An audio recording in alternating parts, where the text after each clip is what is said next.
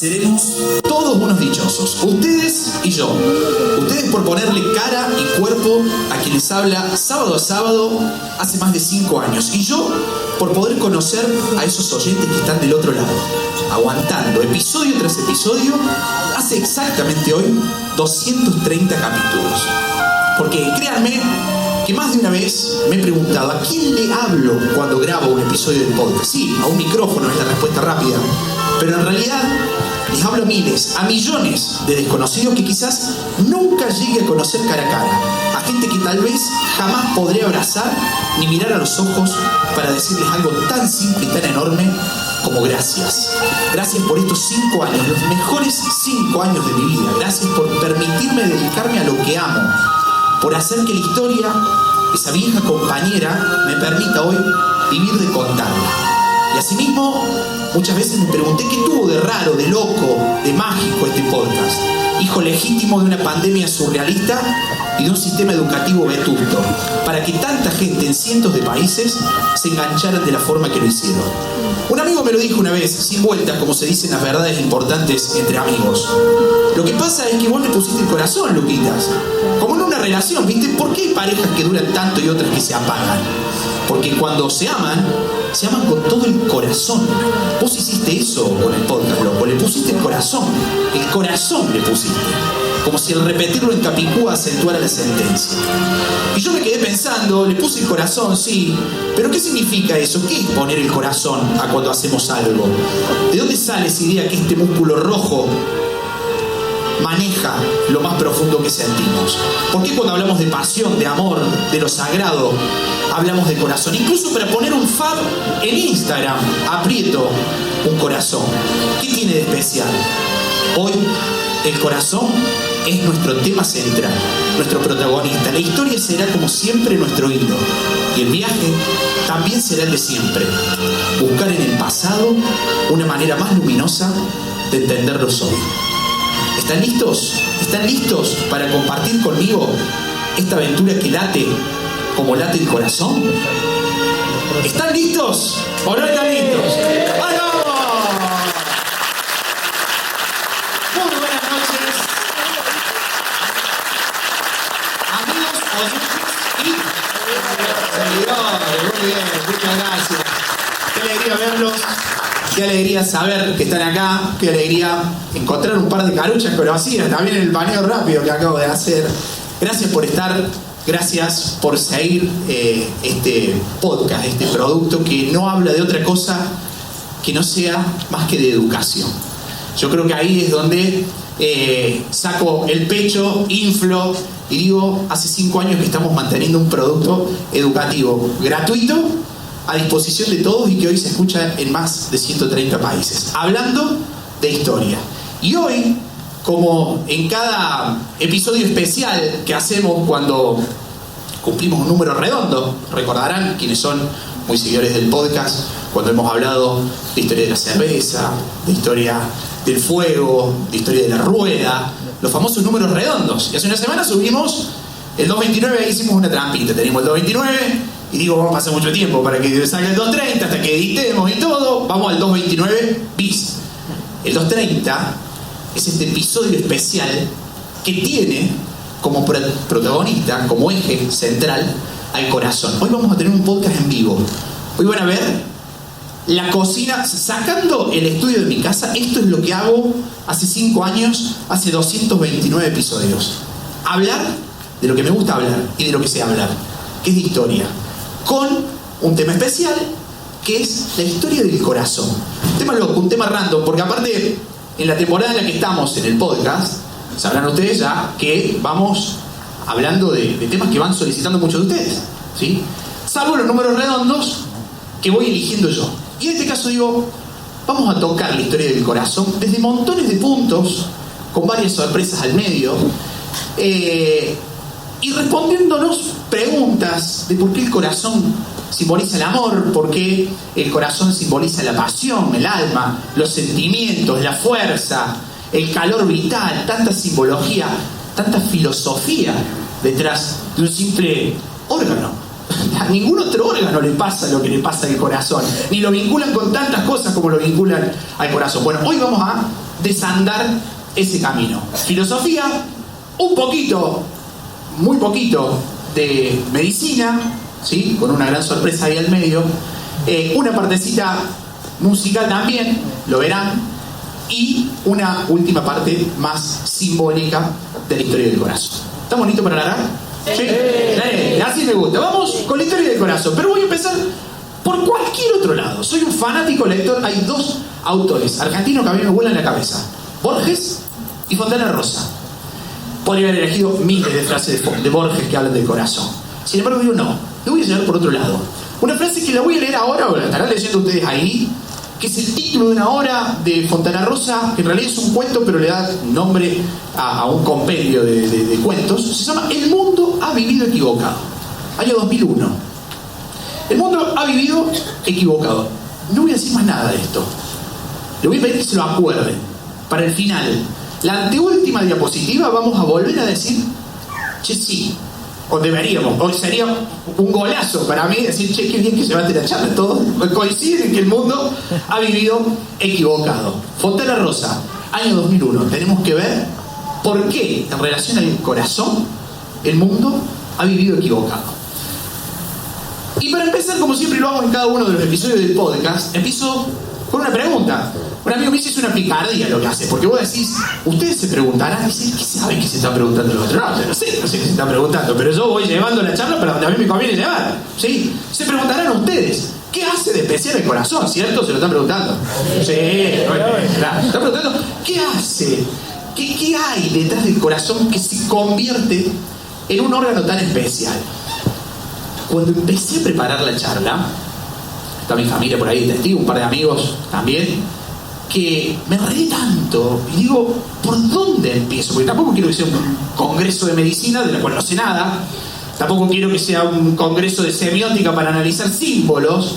Y digo, me pregunto, mi señor, ¿cómo vas con eso? Mira, le digo, la estoy pasando pésimo, estoy pasando mal. Bueno, me dice, no te haga mala sangre, gordo, ya va a salir, qué sé yo, que digo, ahí está, ese es el disparador para la charla. Te estás haciendo mala sangre. ¿Existe la capacidad de hacerse mala sangre? Y ahí nos empezamos a meter al corazón. Y la respuesta no la doy yo, la da un afamado doctor argentino, que aparte es divulgador, que es Daniel López Rossetti. Imagino que lo conocerán. Sí, claro, un aplauso para Daniel López Rossetti.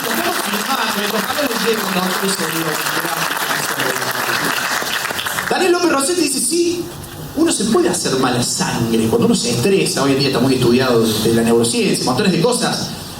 La cantidad de hormonas y de sustancias, eso se mide en sangre y la sangre se vuelve mala, se vuelve, lo voy a decir mucho uncanamente como lo decimos en Córdoba, se vuelve pesada, se vuelve densa. Eso contribuye a un mal estado de salud.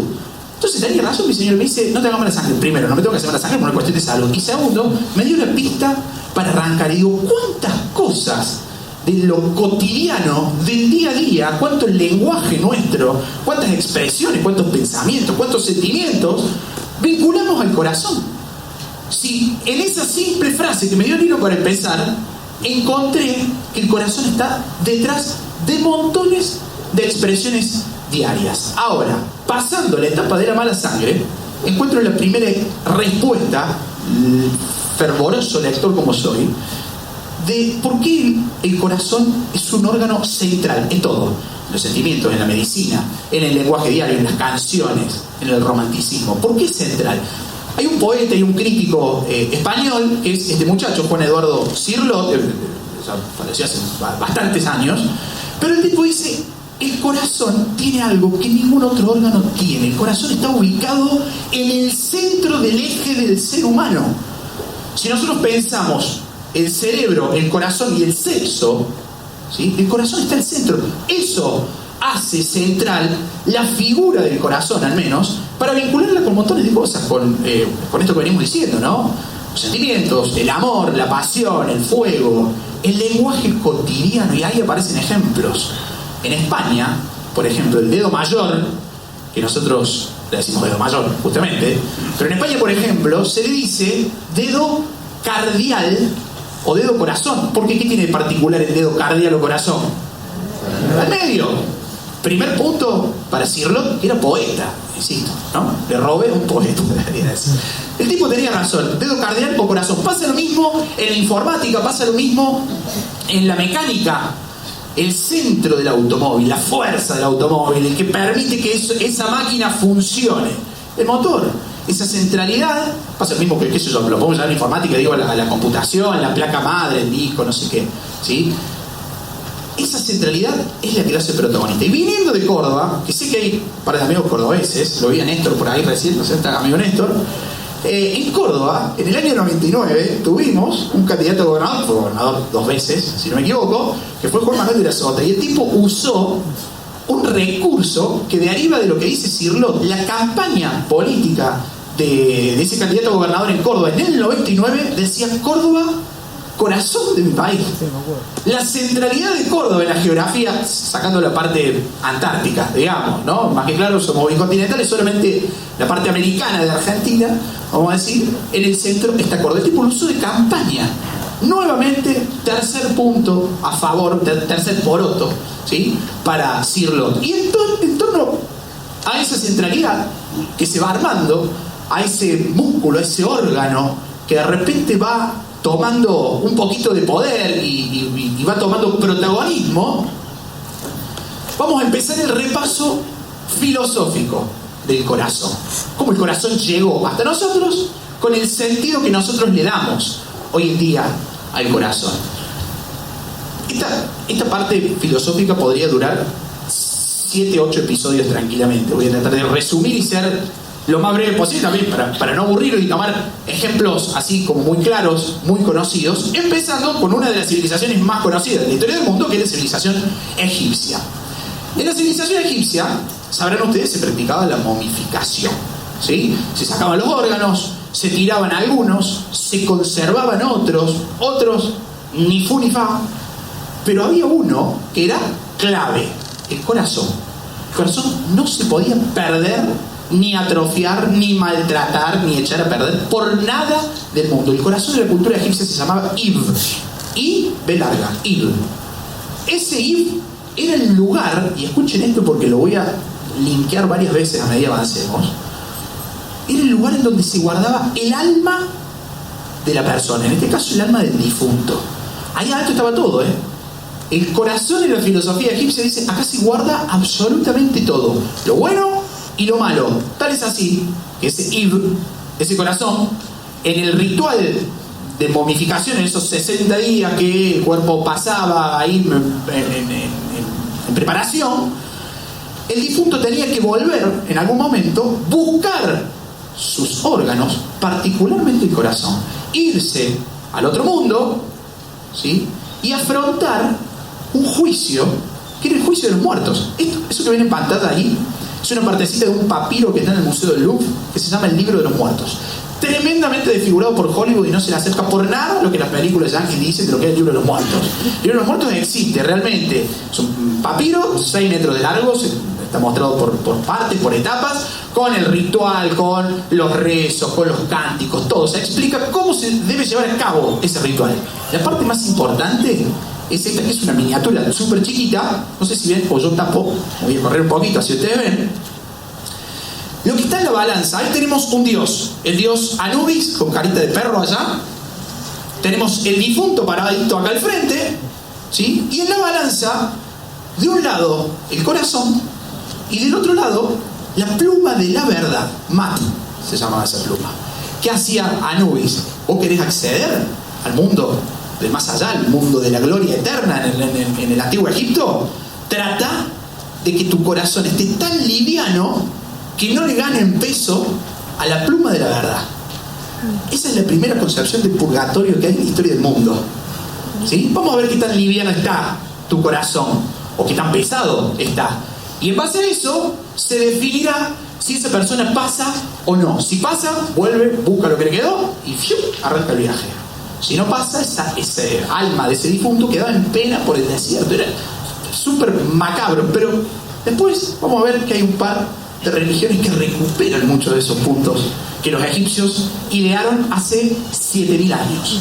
no estaban tan errados estos muchachos, al menos van a ser lo que sientan un presente importante en torno al corazón. Función del corazón, entonces, filosóficamente hablando, ¿no? Hasta acá, guardar el alma del humano, un habitáculo del alma, que va a conocer todo, lo liviano y lo pesado. Si no fuéramos al cristianismo, que no lo voy a hacer todavía, pero ya vamos a llegar, y es el lugar en donde se guardan las buenas obras y los pecados. Esa es la función del corazón, pero ya vamos a llegar ahí. Después, si hacemos un salto generacional de época un poquito, nos venimos más adelante, llegamos a la cultura griega y encontramos a este muchacho que es Aristóteles. Si no les decía, ¿sabían quién era? Pero no te quién era. Es todo parecido, medio similar. Bueno, Aristóteles, en realidad Aristóteles escribe no contemporáneamente, pero muy cerquita en el tiempo, con el que es considerado el padre de la medicina, que es Hipócrates. ¿Sí? Hipócrates se mete a la parte médica, yo no me voy a meter ahí, porque estamos en la parte filosófica primero, y segundo porque no sé nada de Hipócrates. Pero Aristóteles un poquito más. Aristóteles dice, ojo con el corazón, en toda su obra, ¿no? Porque dice, pensamos con el corazón. El corazón es, lo mismo que pensaban los egipcios, el habitáculo del alma y de la razón. Mirá, me estoy señalando la cabeza con la razón. De la razón, diría Aristóteles. Y fíjense la frase, ¿no? El cerebro enfría la sangre que viene del corazón después de pensar. O sea, se piensa acá, sale la sangre hirviendo del corazón y el cerebro dice, para, pensemos un poco, ¿sí? Pisemos la pelota, para decirlo en argentino, ¿sí? Ahí Aristóteles trae algo nuevo que se va rozando con la medicina, ¿sí? La cuestión de la función médica del corazón, pero a la vez no deja de ser filosófica. Y en esa filosofía nos vamos a empezar a acercar a algo muy, que para mí ahí es donde sienta el precedente de Aristóteles. Tipo el decir, pensamos con el corazón y el cerebro solamente enfría la sangre proveniente del corazón después de haber pensado, trae el segundo concepto que es del propio Aristóteles y también se replica en Hipócrates, que es el corazón como productor de fuego. La energía vital, el fuego de la vida, la fuerza de la vida sale del corazón. Recordemos la frase de Aristóteles: la sangre sale caliente de acá, pensada ya de acá, y el cerebro baja un toque las revoluciones. Esto, hay una frase y un ícono supermoderno que lo podemos ver hoy en la calle, incluso en varias casas, que replica esta doctrina aristotélica. Pensemos, lo vamos a retomar un toquecito más adelante, pero pensemos en religión rápido. Lo voy a hacer laburar a ustedes también. Pensemos en religión rápido. La idea de un corazón productor de calor, de fuego, de energía, lleno de llamas. Religión. ¿Se les viene alguna imagen en la cabeza? Sí, ¿cuál? Pero muy bien, qué bien ensayado que tuvo esto. Gracias, mi amor, de mi señora lo que responde. No. Me miró el flaco del lado como yo le decía, mi amor. El Sagrado Corazón de Jesús está guardando eso ahí adentro. Vamos a volver al cristianismo, porque el cristianismo hay muchísimo para analizar, pero está guardando ese calor vital, hay fuego ahí adentro. ¿Sí? Ahí es donde se guarda lo más religioso, la pureza religiosa está dentro del corazón. Y hay una segunda frase que para los del mundo futbolero, más futboleros, también se vincula con ese corazón, digo del mundo futbolero por decir, se puede aplicar montones de cosas, pero en el mundo del fútbol se ve mucho. Cuando uno no tiene un corazón que produce fuego, ¿cómo le decimos? Pecho frío. ¡Pecho frío! De ahí viene, era Aristóteles el que estaba... Gracias, amigo. Y mi otro amigo. Soy un pecho frío. Está haciendo referencia a eso. Te falta calor acá, papá. Como Cavani en Boca. No, pero no podemos hablar nosotros igual. Estamos medio de lona. Bueno, se retoma un poco de esa simbología filosófica aristotélica, hipocrática también, en un momento, insisto en esto, en donde no se tenían los recursos que ni el pensamiento que tenemos hoy en día. En la antigua Grecia, y vamos a ver que hasta muy avanzada la modernidad, el corazón seguía siendo un músculo productor de energía vital, productor de fuego, de calor. El calor de la vida nace del corazón. Por eso es que nos han quedado un par de expresiones, ¿no? Tenés un frío en el pecho, ¿sí? Tenés frío en el alma, te dicen algunos, y soban en el pecho. ¿Por qué el alma está en el pecho? Porque el calor de la vida está en ese lugar.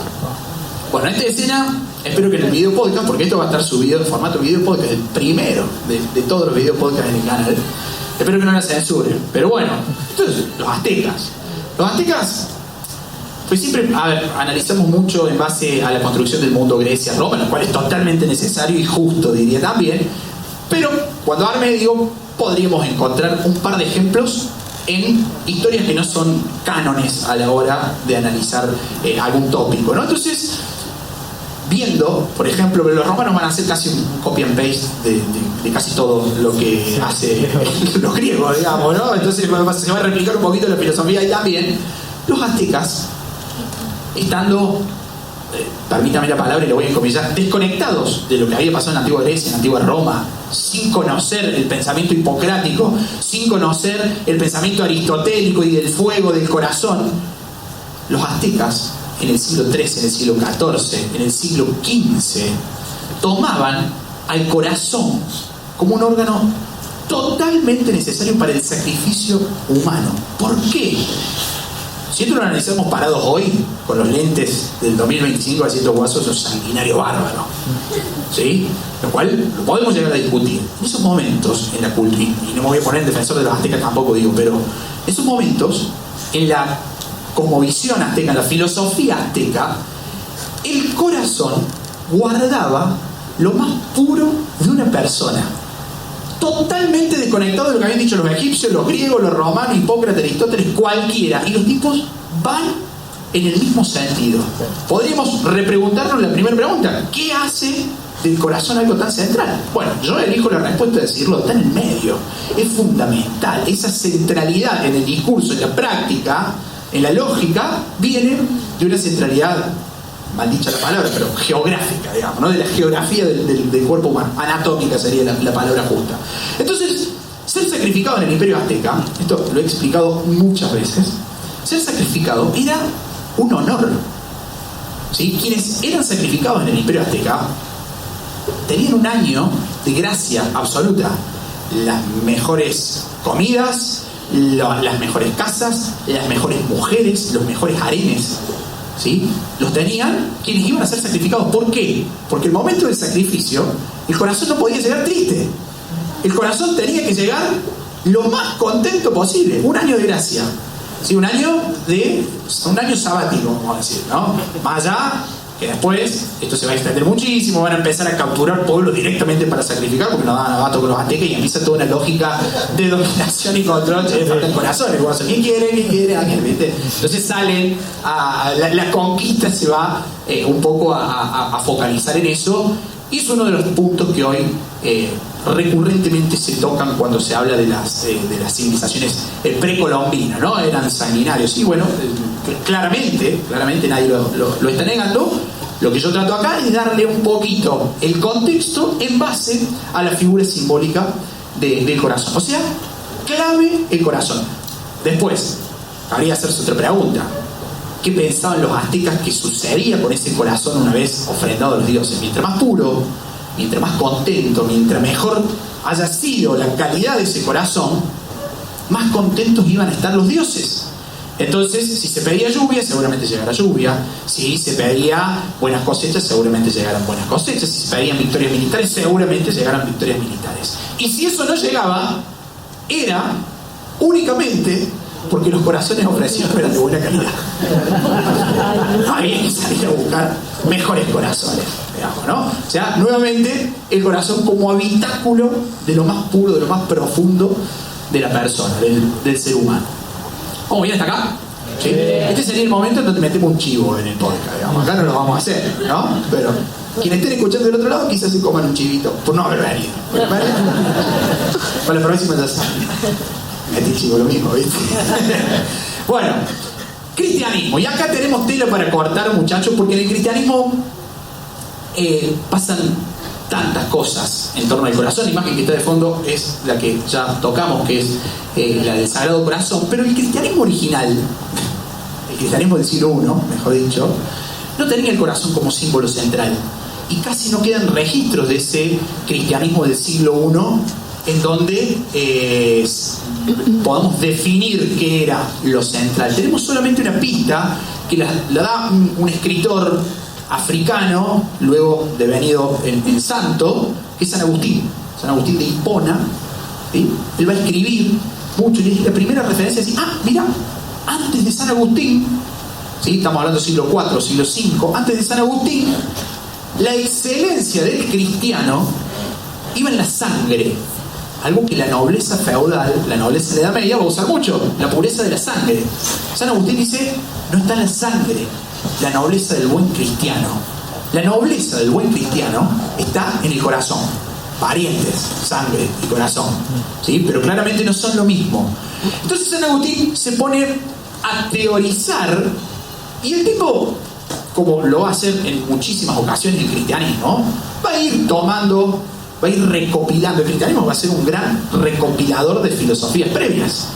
Hemos hablado en el podcast, por ejemplo, no sé si lo han escuchado, de los estoicos, del estoicismo, que hablamos de Marco Aurelio, hemos hablado de los sumerios, hemos hablado de montones de culturas muy previas que toman, o mejor dicho, que le dan, que le prestan al cristianismo, y que el cristianismo ha sabido ir recolectando y conformar una filosofía propia.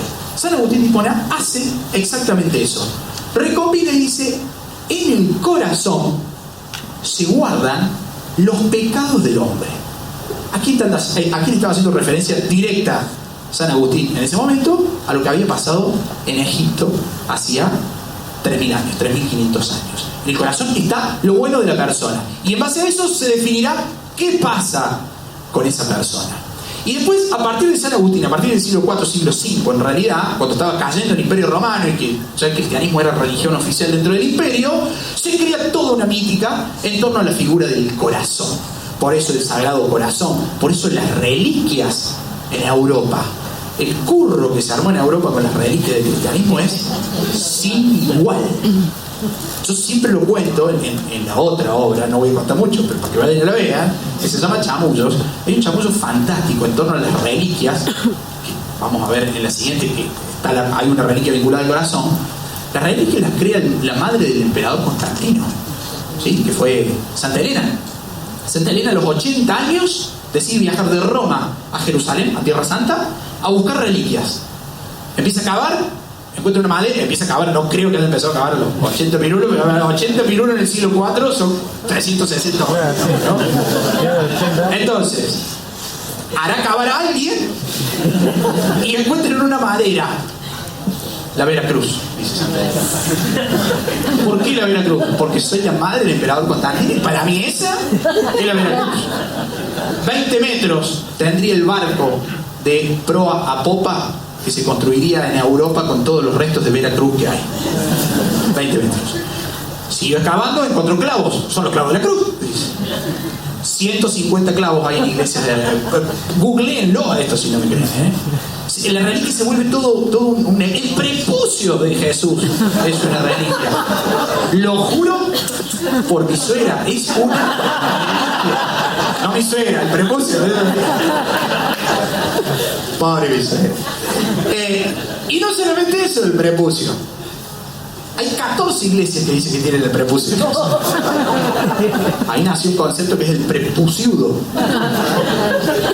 Bueno, cuestión, las reliquias se vuelven todo un negocio en la Edad Media y los corazones no van a quedar atrás. Si avanzamos un poquito en el tiempo, vinculando reliquias, vinculando cristianismo y vinculando el corazón, aparece esta mujer que es Santa Teresa. Santa Teresa de Jesús, Santa Teresa de Ávila, exactamente lo mismo. Una mujer devota, bueno, qué sé yo, va a tener una vida religiosa, no me voy a meter ahí ahora. Lo que pasa es que ella en un momento, ella en realidad escribe su biografía, y en esa biografía dice, en un momento apareció un ángel, y el ángel agarró una flecha dorada, presumiblemente de oro, anda a comprobar no sabe dónde, me lanzó la flecha y me la clavó en el corazón. Y a partir de ahí yo sentí un dolor, que era un dolor tan fuerte porque mientras sacaba la flecha sacaba las vísceras también. Lo cuenta de esa forma Santa Teresa. Era un dolor tan profundo, tan fuerte, pero a la vez tan gozoso, ¿sí? Borges diría, esto es un oxímoron, no puede haber un dolor saludable. Y también dice, sí, es un dolor con mucho placer. Y cuando me sacan el corazón, yo entendí que mi vida tenía que dedicarse a la religión, porque recordemos lo que dijo San Agustín hace 800 años, la pureza de la religión está en el corazón. Ese llamamiento de ese ángel que le clava esa flecha, ella lo da por hecho de que sucedió así, ¿no? Lleva a Santa Teresa, que pertenecía a la orden de los Carmelos, a crear las Carmelitas Descalzas. Si la iglesia necesita austeridad, ese ángel al clavarme ese dolor tan profundo pero a la vez tan placeroso, que yo supe a partir de ese flechazo en mi corazón que me tenía que dedicar de lleno a reformar el seno de la iglesia, crea las Carmelitas Descalzas, muere Santa Teresa y su corazón es hoy una reliquia que está en el convento Alba de Tormes, en España. Se guarda la reliquia del corazón de Santa Teresa, porque esta mujer va a vivir un hecho que es súper extraño, digamos, ¿no? De hecho se llama transverberación. La transverberación es cuando se traspasa algo, esa sería la traducción. A la vida de Santa Teresa, nosotros la estuvimos visitando, no a Santa Teresa, pero estuvimos visitando lo que voy a contar a continuación. Eso pasa por pensar más rápido de lo que se habla. Nosotros estuvimos visitando en febrero Santa María de la Victoria en Roma, con el grupete que habíamos viajado, y ahí hay una obra, que es esta obra, que se llama El éxtasis de Santa Teresa. Es el ángel atravesándole el pecho a Santa Teresa, pero a la vez les puse acá, no sé si la llegan a ver bien, la cara, que es una cara como hasta de placer, ¿sí? Ese es el éxtasis. No, vamos a ver. Volvamos a Santa Teresa, por el amor de Dios.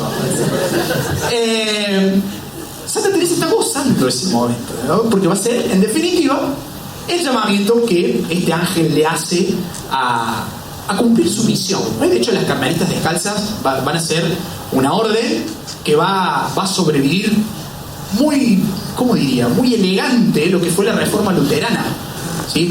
Estuvo bastante cerquita. Lutero estaba enojado en Alemania porque Julio II en Roma estaba vendiendo indulgencias para construir el Vaticano.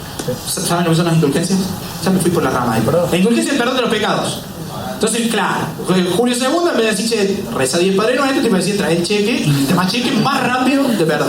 Lutero se calienta con eso y dice, la iglesia tiene que ser austera, se separa, y Santa Teresa, o los Carmelitas Descalzas, sobreviven a esa oleada, porque justamente estaban pregonando lo mismo que Lutero sin romper la filosofía como lo había roto Lutero. ¿Se te atiende acá? Sí. ¿Vamos bien? Bueno. Hay un dicho, no, se entiende lo que digo.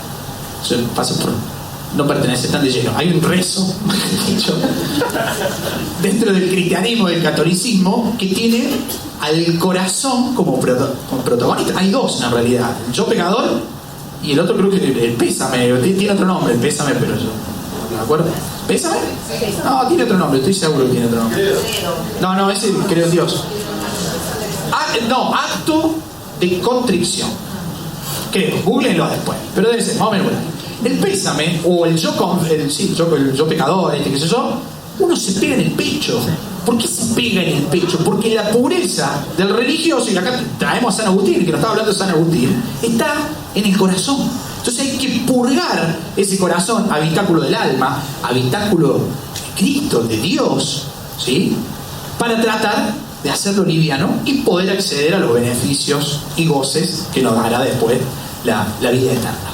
Entonces, por eso el corazón se convierte en una figura central dentro de lo que es el cristianismo. Y pasa algo, no sé si tan similar, pero que sí se usa mucho en el Islam, en donde el Islam le va a dar, no es que agarre el cristianismo y le da una vuelta de rosca, pero tiene en torno a la figura del corazón una vueltita explicativa, funcional, bastante interesante. En el Islam, el corazón es tomado como un tercer ojo.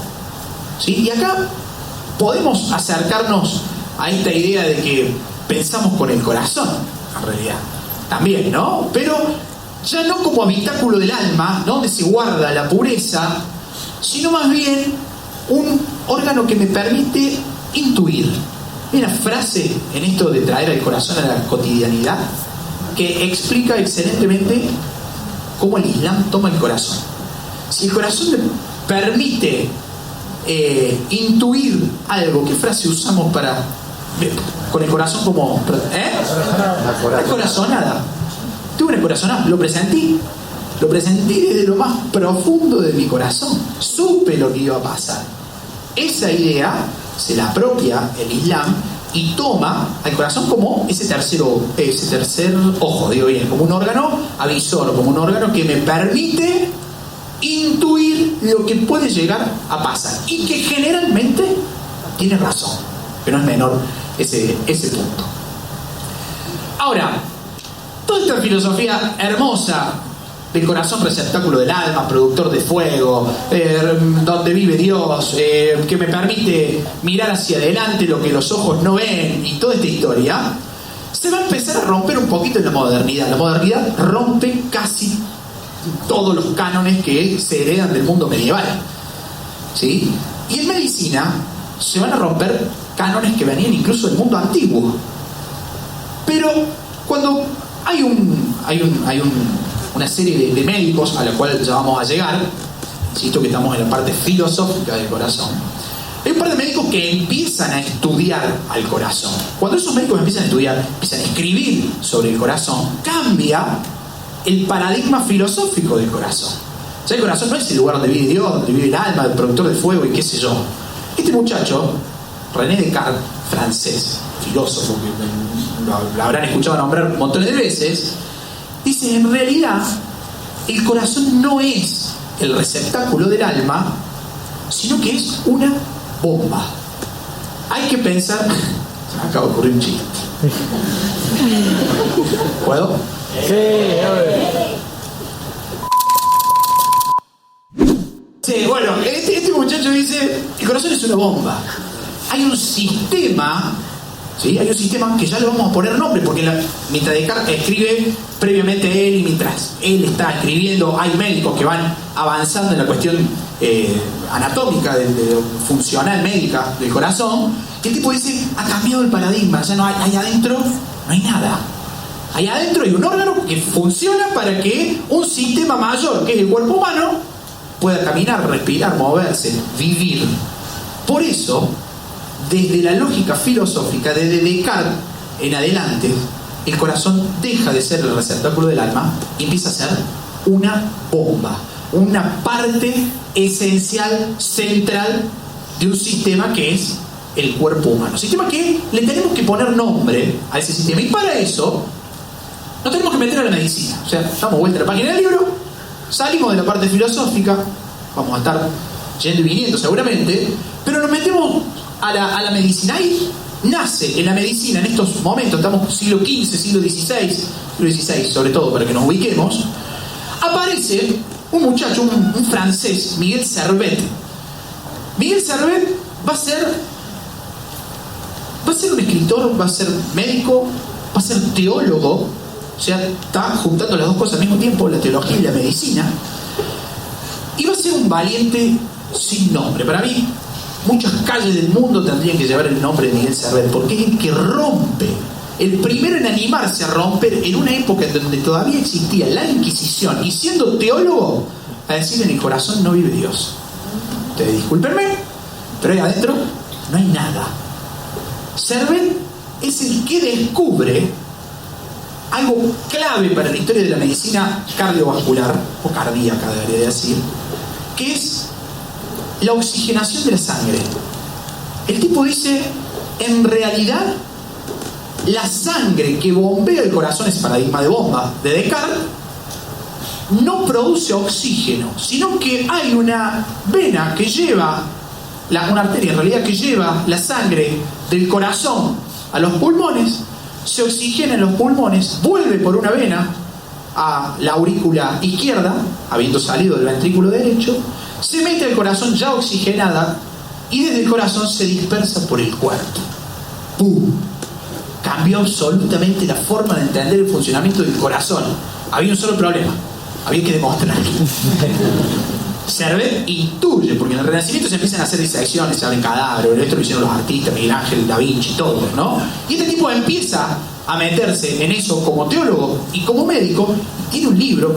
Él se mete en montones de líos, escribe en contra de la religión, escribe sobre el corazón, la medicina, sobre Calvino. Juan Calvino era un líder, digamos, del protestantismo, entre Suiza y Francia, ¿no? Entonces, escribe una serie de críticas, y cuando escribe el libro sobre el corazón, en donde rompe el paradigma diciendo ahí adentro no hay nada, ahí adentro no está Dios, el tipo empieza a escribir diciendo, su primera línea es: yo escribo esto sabiendo lo que me va a pasar. Por eso lo presenté como un valiente. ¿Qué era lo que le iba a pasar a Servet? Exactamente. Servet termina siendo víctima de la Inquisición calvinista. ¿Sí? No la Inquisición católica, por la duda, con la cual también tenía problemas, pero lo termina matando la Inquisición calvinista por montones de quejas hacia la religión, y también por esta doctrina que cambia un órgano central en la construcción filosófica de la religión. Pero deja la primera piedra. Después vendrán dos muchachos más que son claves también, al igual que Servet, en la historia del corazón. El segundo va a ser Andrea Cesalpino.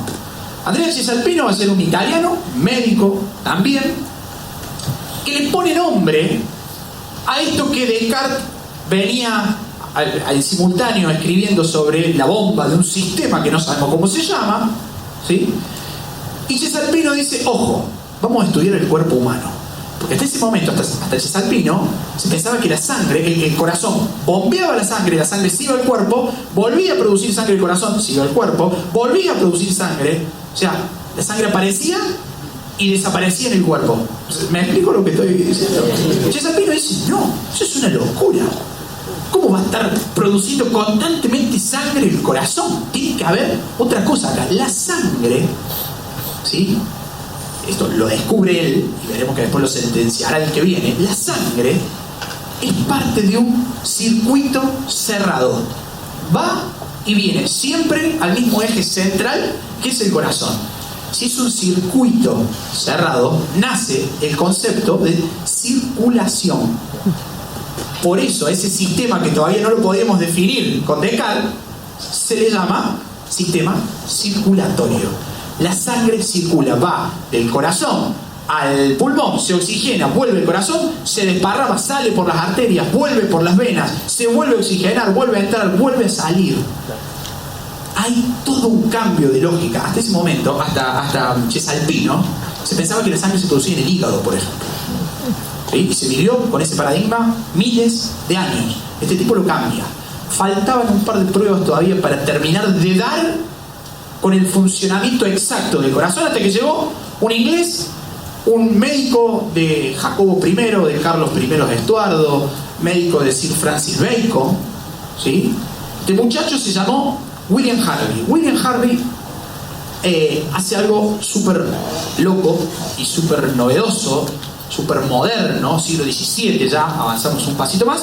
Recupera lo de Servet, recupera lo de Cesalpino y dice: vamos a aplicar por primera vez en la biología humana el cálculo matemático. Es el primer estudio en la historia de la medicina que se aplica el cálculo matemático a la medicina en sí, a la biología humana. ¿Qué dice el tipo? Tenemos que saber a qué velocidad circula la sangre. Y empieza a medir, empieza a estudiar, y en ese estudio, yo lo estoy haciendo muy lineal, estoy diciendo: che, sistema circulatorio. Pero en ese tras bambalinas se descubre el funcionamiento de las venas, de las arterias, de los capilares sanguíneos, de montones de cosas que, insisto, no voy a profundizar en la medicina, aparte porque no sé mucho, y segundo porque la idea es ver cómo ese cambio de paradigma es tan rotundo. Harvey le pone, en realidad no le pone velocidad a la sangre, sino que le pone volumen por tiempo. El tipo establece en el siglo XVII que el sistema circulatorio bombea 8.600 onzas por minuto, que es algo así, casi 4 litros por minuto. se descubrió con toda la tecnología, 4,3 litros por minuto en realidad era el cálculo, se descubrió en el siglo XX que son 5 litros por minuto. O sea, en el siglo XVII el tipo le pegó muy cerquita y eso contribuye al cambio de paradigma desde lo filosófico, que ya lo está haciendo Descartes en simultáneo con estos, y desde lo médico, que se estaba rompiendo la teoría de Galeno, que se estaba rompiendo la teoría de Hipócrates, de Aristóteles, que eran los que habían moldeado el pensamiento occidental. ¿Vamos hasta acá con la parte médica? ¿Sí? No los quiero aburrir. Primero, ¿sí? No los quiero aburrir, la idea es que la pasemos lindo. Pero en la parte médica hay un punto que no podemos pasar por alto. En la parte médica, y como argentino, cuando armé esta parte de la charla, de hecho, jugué un poquitito en redes sociales para que algunos adivinaran cuál iba a ser la temática de este episodio, y muchos, cuando subí una foto de mi nena, de hecho, con este estetoscopio, muchos me dijeron, vas a hablar del gran René Favaloro. Y me pongo de pie. Sí.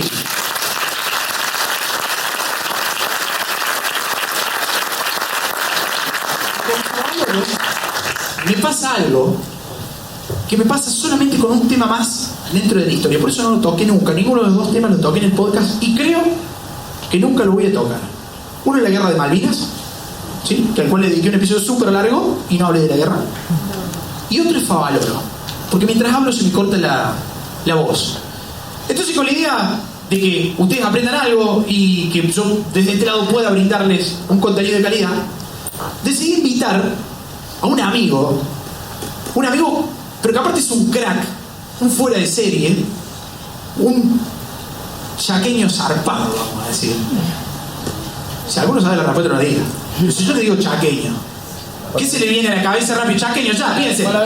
Chaqueño para vecino, claro, es salteño chaqueño. ¿No sabían esa? Es del Chaco salteño. Acá vamos a traer el segundo chaqueño más famoso después del chaqueño, falso chaqueño, que es un amigo que hace poquito sacó un video tremendamente zarpado y que recomiendo con todo mi corazón que vean, ¿sí? Sobre René Favaloro y la vida de René Favaloro, que es el gran y querido Damián Cook.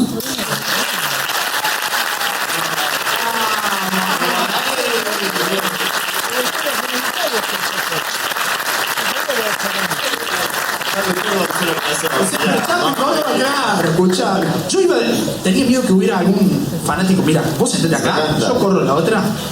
Tenía miedo que había algún fanático del pádel, que hubiera algún fanático del pádel como yo por acá. Me voy a poner acá. Que me dijera Franco Estupazuk, es un gran chaqueño jugador de... y Luis Landricina le faltó también. Luis Landricina. Sí, dijeron chaqueño palavecino que ni siquiera el Chaco. Yo sabía. Impresionante. Yo sabía que iban a decir chaqueño. ¿Cómo se robó Chaco el chaqueño palavecino sin ser de Chaco? Me parece atroz. Un crimen. Me quedé pensando mucho en el prepucio de Jesús, boludo, mientras estaba... Todavía Andrea no podía salir de ahí. Vos querías ver cuáles son las 14 iglesias. Claro, ¿dónde está? ¿Lo podemos reconstruir entre todos? Sí, imagínate. Si tiene 20 metros de eslora el barco con la cruz. Sí, bueno. Damián, como le dije, el video que tiene Damián, no voy a descubrir nada nuevo. El guaso es un crack, la roto. ¿También nació en pandemia tu proyecto? ¿O no? Empezó un poquito antes, empezó en 2019 y creo que ahí estuvo un poco la era, hasta que en 2019 empecé a subí videos y en pandemia la gente entró y tenía droguita para ver a rolete. Entonces ahí empezó a ver uno, el otro y funcionó. Sí, bueno, hermoso. Uno de esos éxitos, en julio lo subiste, que fue justo el aniversario de la muerte de Favaloro. Digo, tengo que hablar de Favaloro, no lo puedo hacer yo. Voy a invitar al tipo que subió uno de los videos más vistos sobre la vida de Favaloro. ¿Qué nos podés contar de maestro? ¿Por dónde empezar? Sí, y mira, te voy a contar qué me pasó a mí cuando lo hice, que lo quería hacer hace muchísimo. Y me pasa algo con muchos tópicos, que es que cuesta mucho encontrar archivo. Hay veces que en Argentina hay algún problema de archivo, hay muchas épocas que hay un bache muy grande. Por ignorancia se tiró mucho, se quemó mucho, ¿viste? Se perdió mucho archivo. Y con Favaloro puntualmente me pasaba que también me faltaban entrevistas. Había muy pocas. Y de repente en el último año más o menos empezaron a digitalizar mucho. Y apareció sobre todo una que fue casi el pilar del video, que es una entrevista que le hacen en Tiempo Nuevo en el 89 Neustadt. Sí. Que todo el tiempo le dice, sos radical. Y Favaloro está en otra. Favaloro siempre estuvo en otra, estuvo mucho más allá, donde él intentaba explicar de una manera muy histriónica, insisto, es el del 89, que iba más allá de a quién iba a votar, esto, el otro, que necesitaba entender por qué había tanta corrupción, por qué había tantas falencias en el sistema y demás. 89, faltaba una década de crisis aún. Y ese video, esa entrevista, que está prácticamente completa en YouTube, la pueden encontrar como entrevista a Favaloro en Tiempo Nuevo, él explica sus valores, sus principios y qué lo hizo volver a Argentina a intentar replicar lo que hizo en Estados Unidos. Si hacemos un recapitulado muy rápido por la historia de Favaloro, él fue médico rural como 12 años en La Pampa, en un lugar recóndito junto con el hermano, y a lo largo de esos 12 años logra fundar básicamente todo un sistema de salud completamente funcional dentro de ese pueblo que, insisto, recóndito, y lo digo yo que soy de Chaco, o sea, imagínate, 2 años laburando ahí, logran hacer todo un sistema que funciona perfecto, y de repente dice, bueno, voy a ver si puedo hacer algo más grande. Ahí se va a Estados Unidos, que hay como una especie de mito de que es que se va a Estados Unidos porque era buscado por todas los lugares de medicina y demás. No es tan así, él manda un montón de cartas, intenta pegar laburo en un montón de lugares, muchos lo rechazan, y cuando logra entrar a la Cleveland Clinic, entra de observador, o sea, él miraba cómo estaban haciendo las camillas, o sea, absolutamente. Cuando le dan lugar a ver, hace algo, ¿qué sabes? Deslumbra, o sea, muestra todo el conocimiento que tiene y medio que todos se quedan de cara. Al poco tiempo hace una fundación tremenda en Estados Unidos. Cuando le va tan bien en Estados Unidos, le va realmente muy bien, decide volver a replicar lo mismo en Argentina. Pero bueno, bienvenido a Argentina. Solo que iba más. Tremendo. En Estados Unidos, en el 67, que inventa el bypass, que es muy pocas palabras. A mí me da gracia porque desde que empezaste a decir yo no soy médico, me invitaste a mí que no soy ni historiador, ni médico, ni cardiólogo, soy youtuber, pero va bien. Claro, a Daniel López no sé si, pero bueno. Somos un chiste. Inventa el bypass, que es prácticamente hacer un puente cuando una arteria está tapada, logra, en ese momento lo hacían sacando la vena safena, si mal no recuerdo es el nombre, de la pierna, y es como hacer un pequeño puente sobre esa arteria que está tapada, obstruida, para volver a conectarla con la aorta.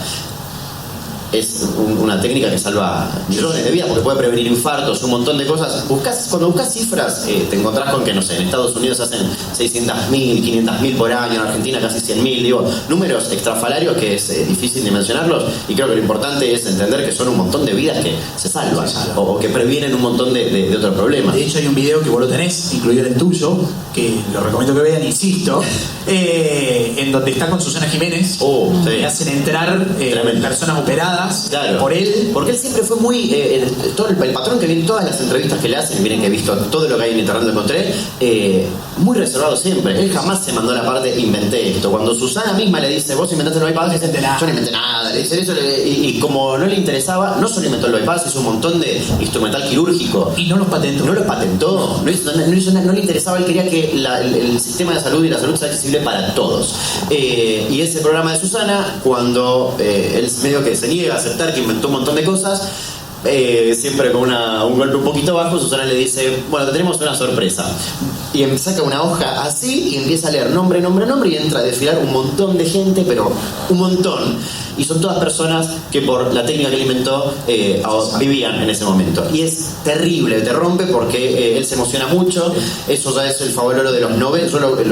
A mí con estas cosas más biográficas me gusta catalogarlo por décadas, es mucho más simple, y es el Favaloro casi del final, el Favaloro de los 90, muy afligido con el sistema, muy afligido con la situación del país, muy afligido con todo, depresivo incluso, totalmente. Y sobre todo encontrándose eso con un montón de problemas en su día a día, sobre todo en lo laboral, que era su vida entera.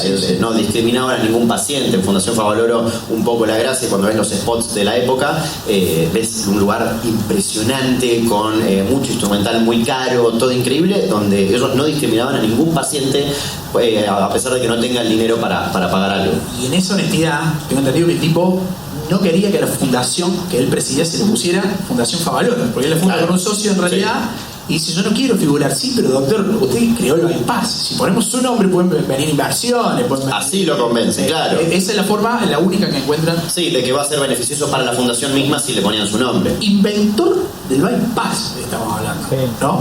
y fuera de serie, crack, sin con la humildad de los grandes, justamente. Total. Porque el tipo esto, hay una entrevista también con Mirta Legrand, que también recopilás vos, Sí. muy buena, y bueno, en donde cuenta esto, ¿no? Y donde también vuelve a querer correrse del lugar de inventé Sí. a toda costa. Y Mirta no tiene problema, pero René, si usted inventó medio que lo caga pedo, Sí. y él sigue diciendo que no, que él no inventó nada, que simplemente como agarró cosas que ya, no sé, es alucinante. Y a mí me parece que hay algo muy poético en eso de él volviendo a Argentina. Yo soy cero, soy muy fáctico, pero digo, hay algo de esta cosa de seguir al corazón, que es esta cosa de volverse a su país para replicar algo que hizo increíble en otro, y lo vino a replicar acá.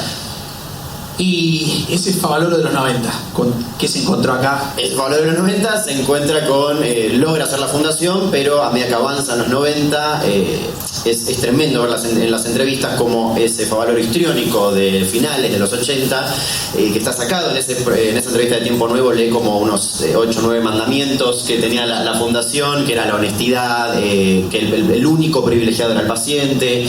A lo último dice algo que para mí es hermoso, que es como el único momento en el cual el médico o el que laburaba ahí iba a estar tranquilo, era cuando en los momentos necesarios para la reflexión pueda estar tranquilo, porque tenías entendido que su labor estaba cumplida. O sea, como una cosa muy poética de decir, el momento 2 es importante, pero va a ser importante y bueno cuando sepas que todo lo que tenías que hacer lo hiciste, y encima por un bien común. La satisfacción del de haber cumplido. Es espectacular. Y en los 90, cuando empezás y seguís revisando, ya está muy triste, está muy decaído, y lo que empieza a pasar es que, obviamente un financiamiento absoluto a muchísimas cosas, entre eso el sistema de salud, PAMI y otras obras sociales dejan de pagar, y la fundación, que insistía con esto de no discriminar a ningún paciente, empieza a absorber todos los costos de todo. Para el 99, si no me equivoco, ya debían algo así como 40 millones de pesos dólares de la época. Manda cartas a Mansalva, a De la Rúa, sí. Le manda cartas a De la Rúa, medio que no recibe respuesta, y sigue absorbiendo esos costos, y se hace en un momento insostenible, y él muy frustrado, sobre todo por la corrupción. Ya en la entrevista del 89 habla de cirujanos que dice, no los voy a nombrar porque no tengo por qué nombrarlos, y explica un sistema que había, que era que si vos pedías insumos a Brasil te salía 2 pesos, y si pedías a Estados Unidos te salía 10, y que facturaban como que le pedían a Estados Unidos, pero en realidad le pedían a Brasil, y empieza a contar todas las mastufias que había dentro del sistema. Insisto, en el 89, 10 años después, ya estaban absorbiendo todas estas deudas, y en el 2000, julio de 2000, si mal no recuerdo, él decide quitarse la vida, que también me parece es atroz, pero digo, hay algo tremendamente poético y simbólico de decir un disparo directo al corazón. Es tremendo. Tipo que ayudó a cambiar la historia médica del Es que corazón. ahí es cuando encontré esa contradicción tremenda, que es primero es Argentina, y segundo nada, es poético. Dejó cartas tanto para las autoridades para explicar qué quería que haga con su cuerpo, no quería ningún tipo de ceremonia religiosa, cartas para la familia también, fue muy claro con absolutamente todo. Y hay otro archivo que a mí me parece tremendo, que es del 93, que es cuando él da una conferencia en Uruguay, y termina con una frase de una canción, ¿te acordás? Cita Rosa. Sí. Amigo, está Maxi por ahí. A ver, acá haceme el celu porque la anoté. Es una frase. Yo también la anoté. ¿La tenés? Sí. Saca el machete, claro. Sí. Anda conmigo. A ver, una frase de Alfredo Citarrosa, Sí. busquen ese video porque el tipo la lee, termina el congreso y se larga a llorar. La canción se llama Mi Loca Más Triste, es el 93, es en este congreso, que la lee. Voy a explicar esto primero y después la leo, pero básicamente lo que hace es decir esta frase, la gente empieza a aplaudir, pero no se da una idea de cómo, se ponen de pie, todo el congreso se pone de pie, y él, siéntense, todo muy afligido, llorando y pidiendo por favor que se sienten sin mirar a los ojos a nadie, sin mirar a la gente, y la gente como, ¿qué se nos sentamos? Empiezan a parar más y aplaudirlo, y él no podía tolerar ese aplauso, y es tremendo. Y la frase exacta es, quisiera decir que tengo alegría en lo que doy, pero con mi canto voy más triste de lo que vengo. Y ahí se larga a llorar. Es terrible. La locura. Un Favaloro que, más allá de la parte médica, termina ese hecho simbólico, trágico del final de su vida, termina inspirando grandes grandes canciones. Yo recuerdo la Argentinidad del Palo con el guardapolvo, no sé si vieron el videoclip, ¿no? Como el tiro en el corazón del Pablo, que aparte es el quiebre de la canción. Ataque también, western. Claro, entonces digo, qué mejor hacer un repaso y dejarnos con ganas, si todavía no han visto el video de Damián, para que pasen y vean. Podría ser un ciclo, ¿no? Historias innecesarias, René Favaloro lo encuentran. Que me gustó hacer que lo busqué para buscar un archivito puntual y fue el primero el segundo que aparece. Dije, vamos, bien ahí. Sí, después sacó Infobae uno que. No. Capaz que te arriba, pero medio flojo. Fuerte aplauso para el pedido de amigos.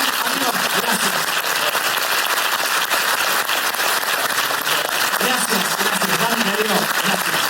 Qué placer hablar con alguien que sea tan crack lo que hace, que le pone el corazón en lo que hace. Insisto, la verdad ha sido un lujo para mí tenerlo a Damián acá.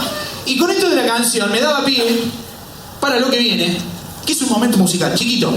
Yo sé que está Vani por ahí, Vani me dice, no nos podemos pasar 1 hora y 20. Nos vamos a pasar un poquito de 1 hora y 20, Vani. ¿Me disculpan ustedes? Sí. Ya estamos adentro que la vengan a sacar. ¿Saben a veces que tuve que esperar yo? Escuchá. Oye, perdón, Vani. Todo era fácil, ¿viste? Cuando te enojas con tu señora. ¿Qué dijiste? Bueno, escúcheme, ¿para qué me siento? Estoy ansioso. Este momento musical podríamos haber recopilado montones de cosas del corazón y la música. Somos del palo de la música, somos porque van a ver a 2 personas más acá arriba. Nos hemos dedicado mucho tiempo de nuestra vida a la música y quisimos incorporar un poquito de música relacionada al corazón. Para el primer tema, que va a ser un tango, sí, ni siquiera habla del corazón, el tango, pero es el único que sabemos tocar. Entonces dijimos, no mentira, sabemos 2, pero si quieren pedir otro, pidan. Estamos jugando con el tiempo. Voy a invitar a un amigo, un hermano de la vida con el cual he compartido casi 15 años de escenario haciendo música, gran acordeonista de Laguna Larga, al igual que yo, el querido Máximo de María. Fuerte el aplauso para Maxi, gracias amigo. No te veo mucho, vamos a tocar la acordeón. Con Maxi decidimos hacer un tango que refleja, a mi criterio al menos, esa pasión rioplatense, ¿no? Yo creo que ahí es donde está un poquito el secreto de este género, de este ritmo que ha traspasado fronteras. Y decidimos, porque en Chamullos hacemos un tango que es la comparsita. Y digo, quizás muchos de ustedes ya hayan visto Chamullos porque van a tener que volver a escuchar la misma canción. Así que decidimos elegir uno de los tangos más representativos, a mi criterio, después de la comparsita, del género. Un tango que ha salido en películas, que se ha replicado por todo el mundo, que se llama Por una cabeza. Así que con Maxi vamos por una cabeza.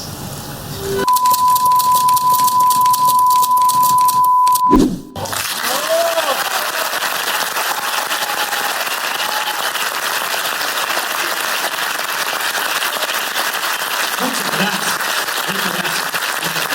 Y con razón.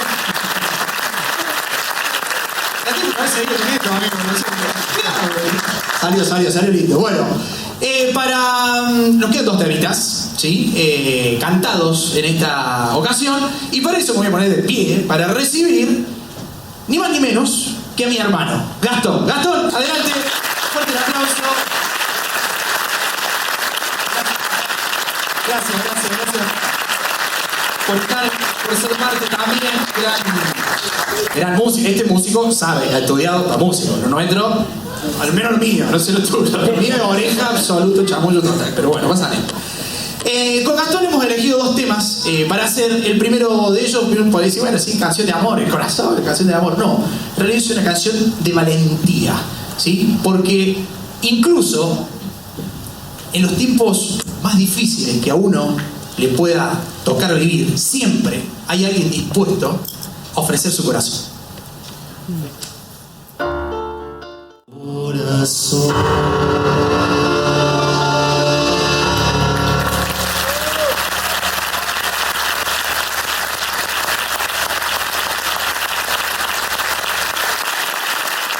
Muchas gracias.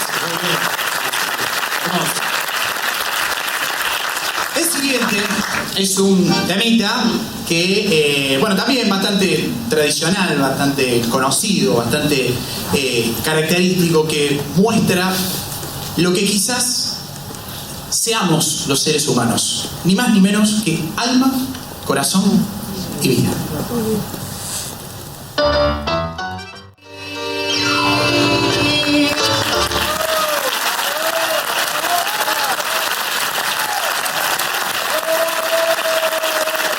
Muy bien, gracias. Nos vamos al aplauso para estos dos monstruos. Por favor. Pasamos los curvos, vamos. Bueno, qué lindo poder hacer lo que no le gusta hacer.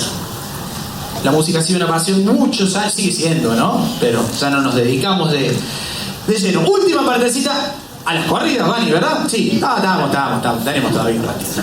Que es la parte simbólica del corazón. ¿Por qué el corazón, en la forma que lo entendemos, se vuelve un símbolo de la modernidad? El amor, las redes sociales, algunas ciudades del mundo, algunas festividades. ¿Qué pasa con el corazón? ¿Desde cuándo el corazón tiene ese símbolo que es uno de los pocos símbolos que no se ve reflejado con la anatomía real del órgano?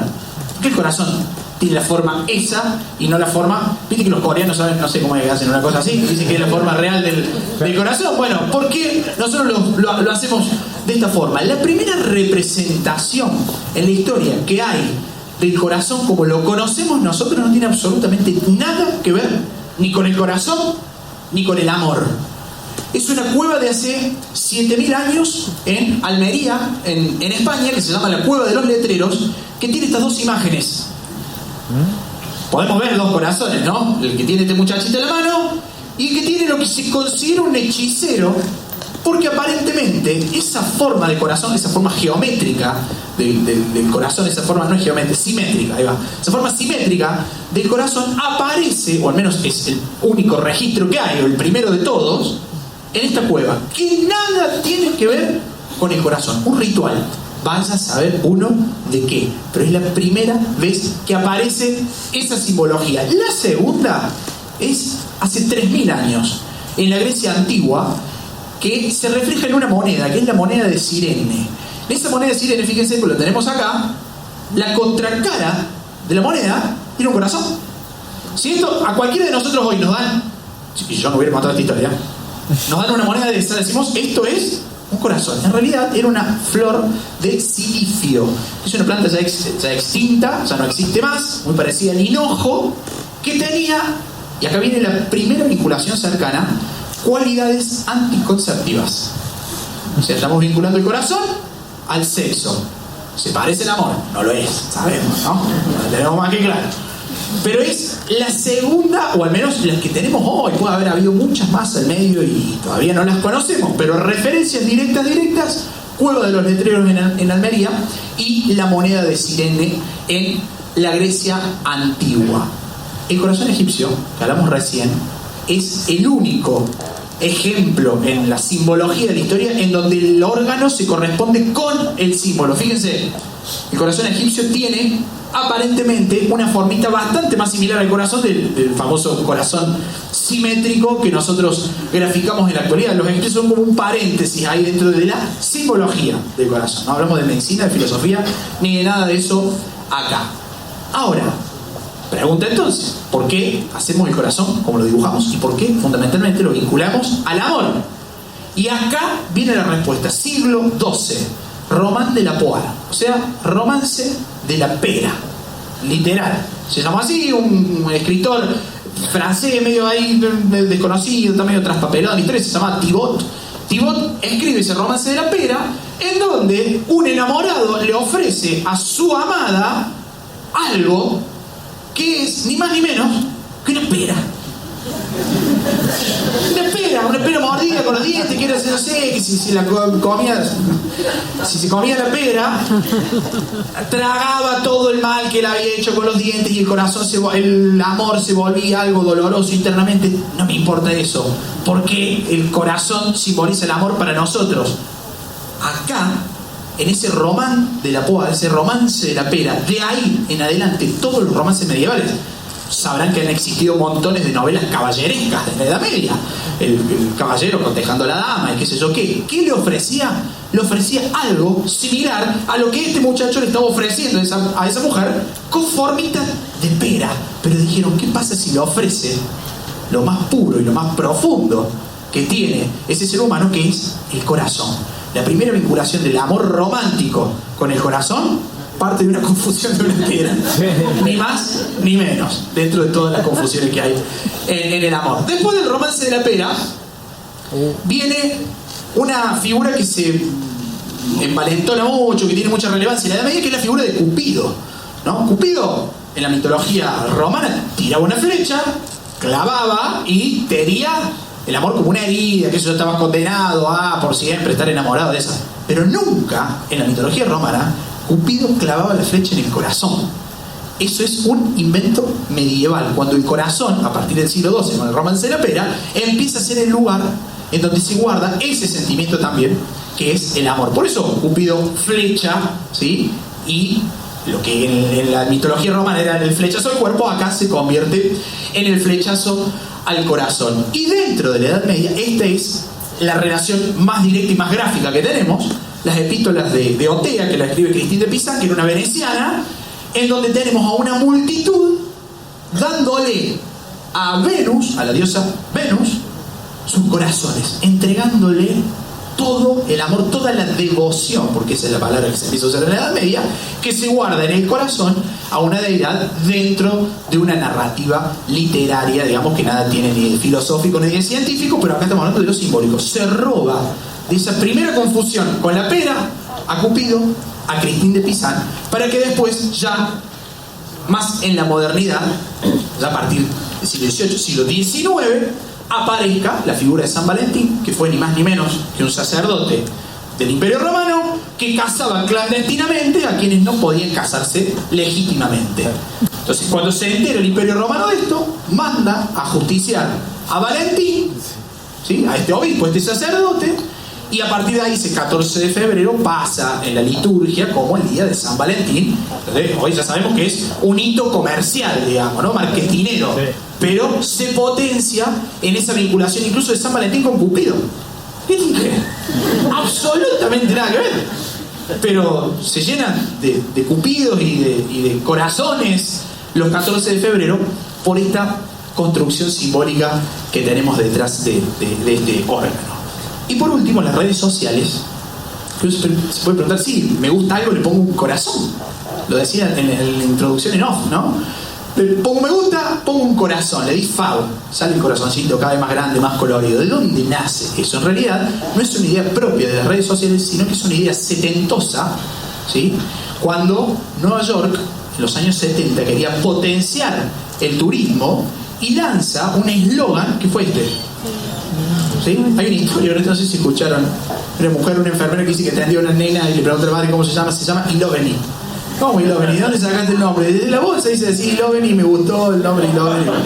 El I love New York, ¿sí? el yo amo simbolizado en el corazón es la idea que toman, esto está de hecho reconocido y todo, que toman las redes sociales para decir, si me encanta algo, si amo algo, si me gusta algo, le doy el corazón.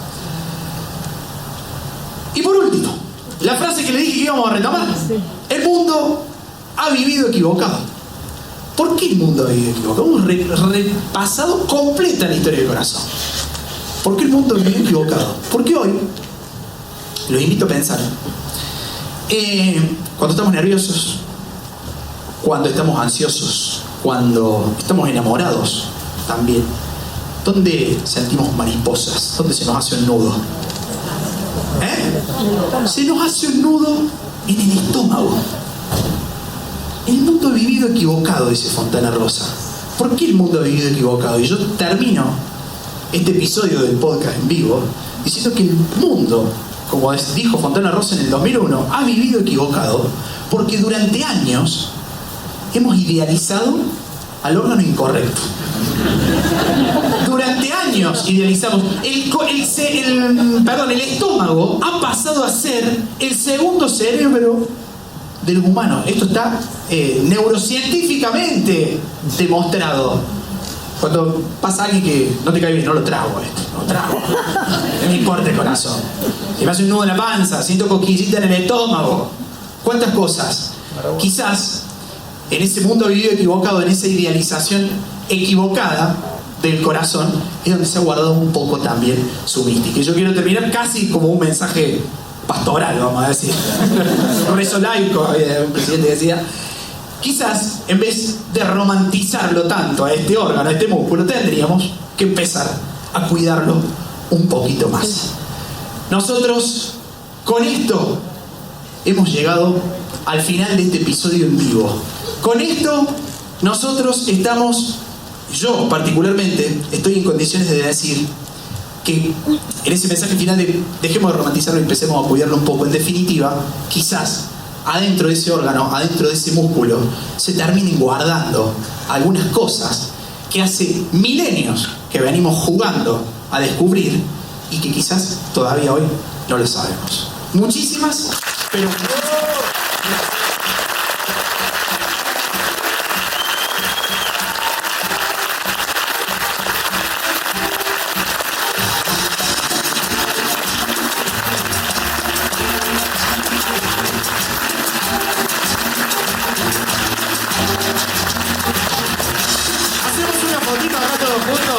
hay que hacer rock and ready y después le dan corazón, ¿sí? Yo un fotito vivo acá, yo me agacho, mira, me siento acá, no quiero tapar a nadie. Hagamos el corazón, un corazoncito, es buena la idea, ahí va.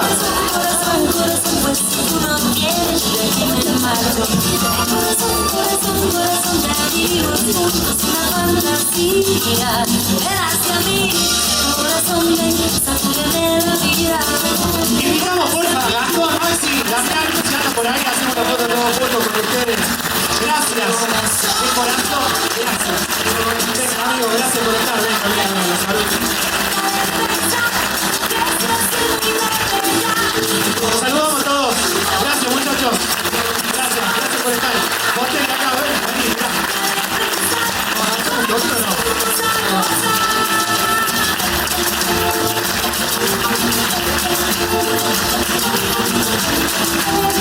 Chicos, hasta que la historia nos vuelva a reunir. Muchísimas, pero muchísimas gracias. Adiós.